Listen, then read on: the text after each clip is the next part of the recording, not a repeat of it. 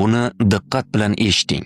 Steve Jobs milliarder sifatida 56 yoshida 7 milliard dollar sarmoya bilan oshqozon osti bezi saratonidan vafot etdi. Bu uning so'nggi so'zlaridan ba'zilari xolos.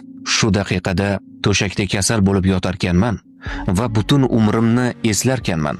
Yaqinlashib kelayotgan o'lim qarshisida barcha e'tiroflar va boyliklar ahamiyatsiz ekanligini angladim. Yoshimiz ulg'aygan sari aqlliroq bo'lamiz va asta-sekin soatning narxi 30 dollarmi yoki 300 dollarmi, ikkisi ham bir xil vaqtni ko'rsatishini tushunib yetamiz.